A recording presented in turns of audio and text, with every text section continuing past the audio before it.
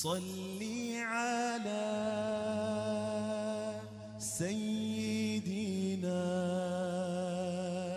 محمد اللهم صل على سيدنا محمد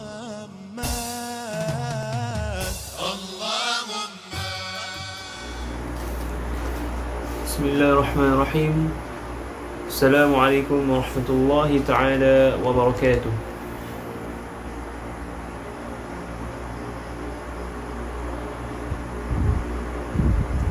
Alhamdulillahi rabbil alamin. Wassalatu wassalamu ala ashrafil anbiya'i wal mursalin wa ala alihi wa sahbihi ajma'in.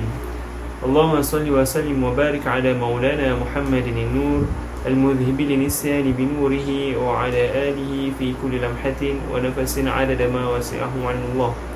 سبحانك لا علم لنا إلا ما علمتنا إنك أنت العليم الحكيم ولا حول ولا قوة إلا بالله العلي العظيم. رب اشرح لي صدري ويسر لي أمري واحلل عقدة من لساني يفقه قولي. أما بعد. Jadi Alhamdulillah, bersyukur kita kepada Allah Subhanahu Wa Taala kerana dengan limpah dan kurnianya dapat kita bertemu pada petang yang mulia ini dalam rangka kita bermuzakarah, mengaji ataupun membuat perbincangan berkaitan dengan ilmu tasawuf, yang mana kita menggunakan kitab Husnul Talattuf fi Bayani Wujubi Sulukit Tasawuf yang telah dikarang oleh Al-Imam Abdullah bin Siddiq Al-Ghumari, Al-Muhaddis Sayyid Abdullah bin Siddiq Al-Ghumari. Jadi pada minggu lepas kita telah membahaskan fasal berkaitan dengan kewajipan menjalani tasawuf, kewajipan berjalan dengan perjalanan yang telah disusun atur, yang telah diterapkan dalam arena tasawuf. Mana fasal tersebut, wasulukut tariqit tasawufi wajibun muhtamun. Wajibun muhtamun, berjalan dengan perjalanan tasawuf adalah satu perkara yang wajib secara pasti. Penegasan bahawa berjalan dengan tasawuf ini satu perkara yang wajib bagi setiap mukallaf, bagi setiap hamba Allah Subhanahu Wa Taala. Kerana apa? Dan telah dijelaskan pada minggu lepas, kerana tasawuf ini adalah salah satu daripada rukun agama. Jadi rukun agama ada berapa? Ingat tak? Rukun agama ada 3, iaitu apa? Islam, iman dan ihsan. Jadi tasawuf ini sebagaimana yang telah kita terangkan pada minggu lepas dan minggu sebelum ini, bahawa perlu kita ingat, perlu kita tanamkan dalam diri kita, perlu kita fahami bahawa tasawuf ini adalah satu ilmu yang ada di dalam perbahasan ihsan, satu ilmu berkaitan dengan maqam ihsan, yang mana maqam ihsan ini adalah salah satu daripada rukun agama. Okey. Jadi pada perincian minggu lepas kita telah membicarakan berkaitan dengan kewajipan, kenyataan para ulama yang menegaskan bahawa wajib menjalani tariqah. Wajib menjalani tariqah. Kerana apa? Tariqah ni apa? Tariqah ni dalam bahasa Melayu dia tarikat lah, perjalanan. Tariqah ni adalah maksud dia perjalanan. Tariq, perjalanan, jalan. Jadi perjalanan apa? Perjalanan seseorang itu menuju kepada Allah. Perjalanan seseorang itu menjalani ibadahnya, menjalani kewajipan dirinya sebagai seorang hamba Allah, memperhambakan dirinya kepada Allah, perjalanannya menuju kepada Allah. Itulah maksud tariqah, manhaj. Perjalanan macam mana, kaedah dia menuju kepada Allah macam mana, bagaimana, yang telah diterapkan oleh Al-Quran dan Sunnah. Mana manhaj ni, banyak manhaj, banyak jalan-jalan menuju kepada Allah. Mana sebagai contoh, jalan hendak ke contohnya kita berada di Negeri Sembilan. Contoh, kita berada di Negeri Sembilan dan kita ingin pergi ke Kuala Lumpur.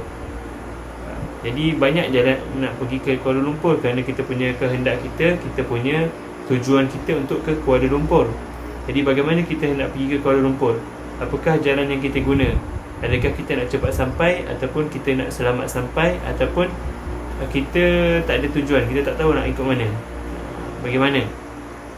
Jadi kalau orang yang bijak, dia pasti akan memilih jalan yang pintas dan selamat digunakan untuk ke Kuala Lumpur, untuk sampai ke Kuala Lumpur, untuk sampai ke tempat yang ingin ditujunya. Jadi begitulah tasawuf, begitulah tariqat ini, tariqah, begitulah tariqah, at-tariqah. Mana bahasa lain adalah tasawuf lah, iaitu tarikat juga, bahasa Melayu dia tarikat.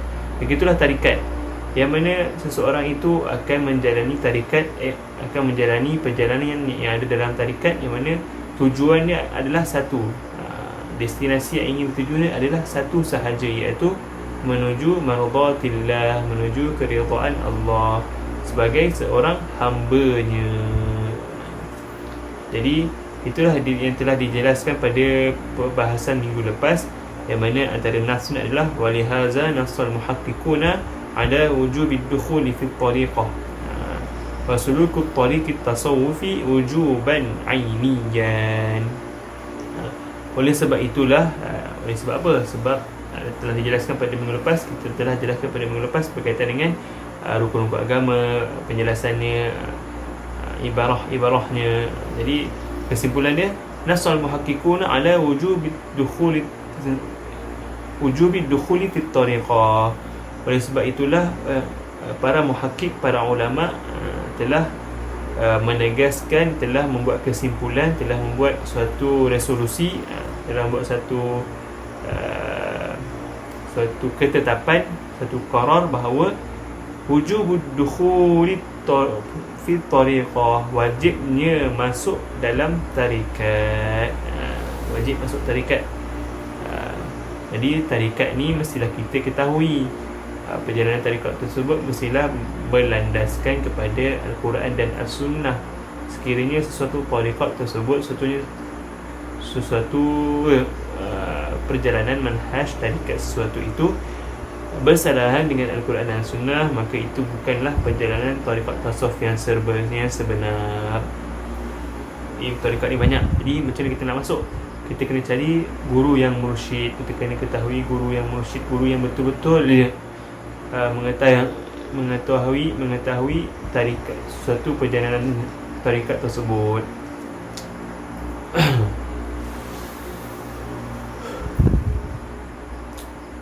Kemudian wasulukut tariqit tasawufi wujuban ainiyan, wasulukut tariqit tasawufi wujuban ainiyan. Diterangkan bahawa berjalan dengan perjalanan tasawuf itu wujuban ainiyan, fardu ain. Jadi fardu ain untuk kita masuk pada tarikat ini. Jadi ramai orang awam di luar sana tidak mengetahui ataupun tidak tahu kewajipan memasuki tariqah ini. Kerana apa? Kerana zaman sekarang ini guru yang mursyid, guru yang benar-benar mengetahui satu manhaj tersebut semakin lama semakin berkurangan. Jadi tiada siapa yang mampu membimbing mereka. Jadilah mereka dalam keadaan terpinga-pinga, tidak mengetahui. Jadi penting untuk kita mencari seorang guru yang mursyid untuk membimbing kita memasuki tariqah, untuk memasuki tariqah yang mana kita masuk pada tariqah tersebut berjalan menuju kepada Allah. Okey. Itu mukadimah pada hari ini. Jadi kita sambung pada teks minggu lepas pada perbahasan yang kedua, al-wajhu tsani.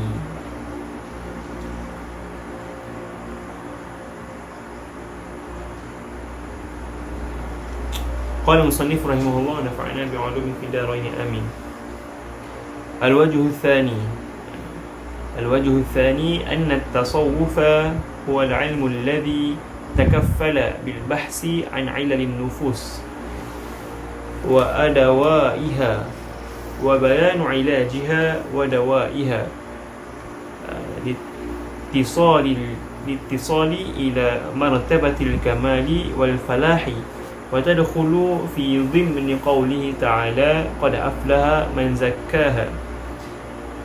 Asy-Syamsu ayat 9. Wala syakka anna ilajan nafsi min amradhiha wa adraniha amrun yujibuhu syar'ul qawimu wa yastahsinuhu al-aqlu salimu. Walaula dhalika lima kana hunaka farqun bainal insan wal hayawan. Okey. Kenyataan ini ataupun ibarat ini ibarat pada wajh tsani, wajah yang kedua ataupun poin yang kedua ataupun isi yang kedua pada menjelaskan kewajipan tasawuf ini. Ini poin yang kedua pada fasal ini. Dia ada berapa poin kat sini. Kat sini dia menjelaskan ada pada fasal ini menjelaskan, oh ni fasal terakhir dalam kitab ni, fasal terakhir. Ada 7. Ada 7. Ada 8. Ada 8 fasal yang menjelaskan kewajipan bertasawuf ini. Jadi hari ini kita masuk pada fasal yang kedua, topik yang kedua ataupun poin yang kedua. Poin yang kedua menyatakan anna tasawufa huwal ilmu alladhi takaffala bil bahsi an ilalin nufus wa adawaiha. Sesungguhnya anna tasawufa, sesungguhnya tasawuf ini, tasawuf, ilmu tasawuf yang berkaitan dengan tasawuf adalah huwa ilmu alladhi, adalah ilmu yang mana takaffala bil bahsi. Takaffala ataupun takaffala ni menitik beratkan, mengutamakan ataupun memperincikan bil bahthi, berkaitan suatu perbahasan, berkaitan dengan perbahasan perincian, an ilalin nufus, berkaitan dengan ilalin nufus, penyakit-penyakit hati, penyakit-penyakit diri, wa adawaiha, dan ubat-ubatannya. Jadi tasawuf ni membicarakan, menjelaskan perincian berkaitan dengan penyakit hati yang ada dalam diri seseorang itu. Penyakit hati apa ya? Penyakit hati yang berkaitan dengan bersalahan dengan perintah Allah. Maksud dia kekotoran penyakit hati yang telah telah mengikut hawa nafsu, yang telah mengikut manhaj syaitaniyah, mengikut manhaj, mengikut perjalanan syaitan. Jadi membahaskan berkaitan dengan penyakit hati dan ubat-ubatannya, ubat-ubat yang boleh mengubati penyakit tersebut, penyakit hati tersebut. Ada di ubat-ubatnya ada dekat dalam ilmu tasawuf. Wa bayanu ilajiha, dan penerangan, perincian berkaitan dengan ilajiha, berkaitan dengan cara untuk mengekangnya ataupun ilaj, ilaj, mencegah, dan cara untuk mencegahnya, cara untuk mencegah. Wadawaiha, dan ubat-ubatnya. Maksud dia ilmu tasawuf ini membicarakan berkaitan dengan penyakit hati yang pertama. Yang kedua berkaitan dengan ubat-ubatannya, ubat yang ada yang boleh mengubati penyakit hati tersebut. Okey, ini untuk bagi mereka yang telah ada penyakit, yang telah ada penyakit hati. Kemudian dia menjelaskan berkaitan dengan ilaj, cara untuk mencegahnya. Bagi siapa yang dia agak-agak nak dapat penyakit tu, kita nak elakkan dia, kita nak elakkan daripada dia dapat penyakit. Itu maksud dia. Jadi tasawuf ni dia mengajar seseorang supaya mengelak daripada dapat penyakit. Kira macam ilmu perubatan, ilmu ilmu kesihatan. Kita makan suplemen, kita makan sayur, kita makan buah-buahan. Untuk apa? Untuk mengelak daripada terkena penyakit. Itu untuk kita memperbaiki jasad kita, untuk memperbaiki kita punya kesihatan diri. Sekarang ni kita dalam perbahasan berkaitan dengan perbahasan menjelaskan berkaitan untuk mengubati penyakit dalam diri. Adapun kesihatan luaran tersebut adalah boleh kita pelajari dalam ilmu kesihatan moden. Maksudnya ilmu dunia lah, ilmu kesihatan, makan ubat, makan buah, makan sayur, makan nasi, makan apa lagi, cari protein, cari vitamin dan sebagainya. Tapi sekarang kita mencari vitamin untuk mengubati penyakit hati dan cara untuk mengelakkan daripada terkena penyakit hati. Untuk apa? Untuk apa kita mempelajari ilmu tasawuf ini? Untuk Untuk apa kita mempelajari cara mencegahnya? Untuk apa kita mencari ubatnya?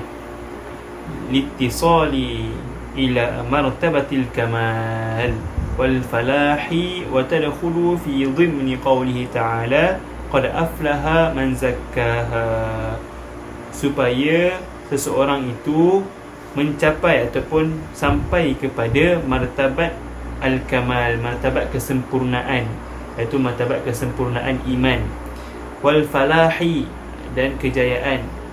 Kejayaan mengelakkan daripada dapat penyakit, kejayaan menjaga diri daripada cenderung pada mendapatkan kesakitan, ataupun kejayaan kita untuk memperbaiki hati kita. Itu maksud dia. Wa tadkhulu fi dhimni qawlihi ta'ala, yang mana setelah kita mengetahui cara mengelaknya, cara mengubatinya dan mengenal penyakit-penyakit tersebut, maka kita akan masuk pada dhimni qawlihi ta'ala, masuk pada jaminan firman Allah Ta'ala, qad aflaha man zakkaha. Allah berfirman dalam surah Asy-Syams ayat 9, qad aflaha man zakkaha, sesungguhnya telah berjayalah orang yang zakkaha, mensucikan hatinya, membersihkan dirinya. Apa yang diri dia bersihkan, maksudnya dia bersihkan dirinya daripada kekotoran maksiat, daripada kejahatan-kejahatan hawa nafsu, maka Allah telah memujinya dengan qad aflaha, sesungguhnya mereka telah berjaya. Allah meridai mereka kerana mereka menjauhi daripada perkara-perkara yang telah Allah larang. Wala syakka anna ilajan nafsi min amradiha wa adraniha, wala syakka anna ilajan nafsi min amradiha wa adraniha amrun yujibu asy-syar'ul qawim wa yastahsinuhu al-aqlus salim. Wala syakka, dan tidak dapat dinafikan, maksudnya tidak diragui lagi, anna ilajan nafsi, sesungguhnya mencegah diri, anna ilajan nafsi, mencegah diri, min amradiha, daripada penyakit-penyakitnya, itu penyakit-penyakit diri, penyakit-penyakit hati, hal tersebut dhamir kepada nafsu, wa adraniha, dan kekotoran-kekotorannya, kekotoran-kekotoran hati ini. Amrun, suatu perkara,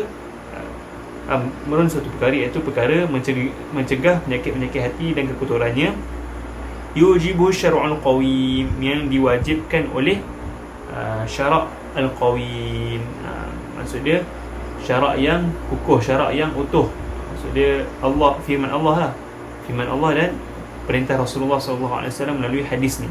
Maksud dia perintah kepada mencegah diri, ataupun perintah kepada membersihkan diri, ataupun perintah kepada ilajan nafsi min amradiha, perintah kepada mencegah diri daripada apa? Al-dharaniha, daripada kekotorannya, amradiha, daripada penyakit-penyakit tersebut, adalah amrun yujibuhu syar'ul qawim, yang telah diperintahkan oleh firman Allah dan perintah Rasulullah SAW. Wa yastahsinuhu al-aqlus salim, dan mencegah penyakit-penyakit ini, yastahsinuhu, dipandang baik ataupun bagus ataupun baik, wa yastahsinuhu, elok, untuk apa? Dari segi al-aqlus salim, daripada akal yang sejahtera, akal yang baik, akal yang ataupun fikiran yang elok lah, maksud dia melalui fikiran yang elok, melalui akal yang sejahtera, dia akan memandang, mengelakkan diri daripada penyakit hati dan kekotorannya adalah satu perkara yang bagus.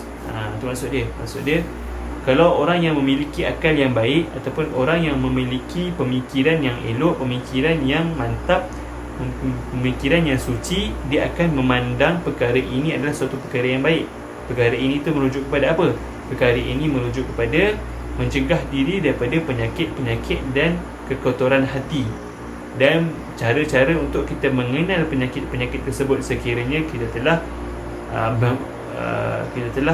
ada penyakit tersebut. Walaula dzalika lima kana hunaka farqun bainal insan wal hayawan. Sekiranya tiada perkara itu, tiada perbezaan pada walaula dzalika lima kana hunaka farqun bainal insan wal hayawan. Okey. Sekiranya tiada pemikiran yang baik itu, walaula dzalika, pemikiran yang dipandang baik, yang mana pemikiran terhadap mengelak daripada perkara-perkara daripada pemikiran daripada memandang perkara, mengelakkan daripada perkara-perkara penyakit tersebut. Lima kana hunaka farqun bainal insan wal hayawan. Kalau tak ada perkara tersebut, kalau tak ada pemikiran yang elok, kenapa lima kana hunaka, kenapa wujudnya perbezaan, farqun, perbezaan bainal insan, di antara manusia, wal hayawan, dan haiwan. Kenapa ada perbezaan? Jadi apa yang membezakan manusia dan haiwan? Akal. Otak ada tapi akal yang sejahtera. Haiwan tiada akal yang sejahtera, adapun manusia ada akal yang sejahtera, akal yang elok.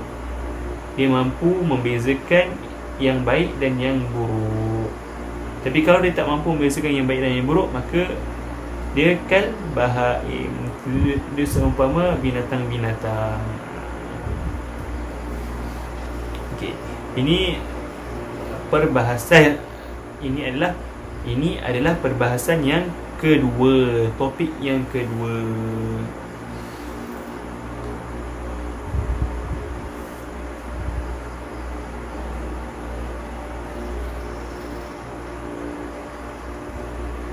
Kemudian kita akan masuk pada topik yang ketiga, al-wajhu tsalis. Topik yang ketiga, al-wajhu tsalis.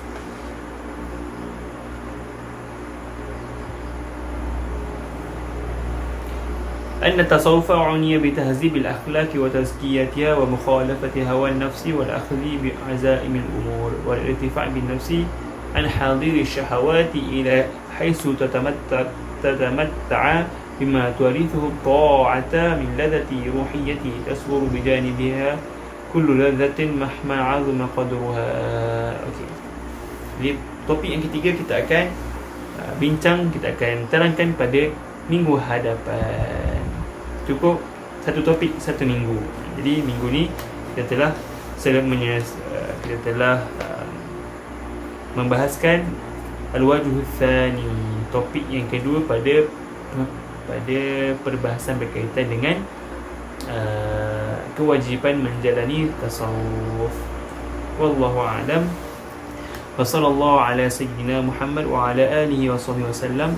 Subhanakallahumma wa bihamdika ashhadu an la ilaha illa anta astaghfiruka wa atubu ilaik.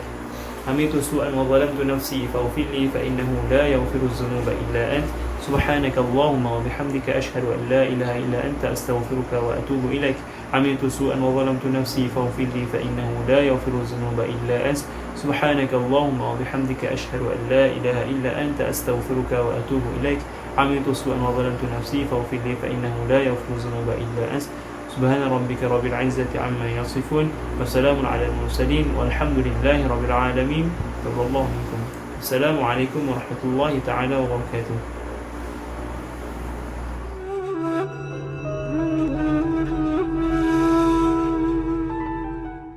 اللهم صل على سيدنا محمد. اللهم صل على سيدنا محمد.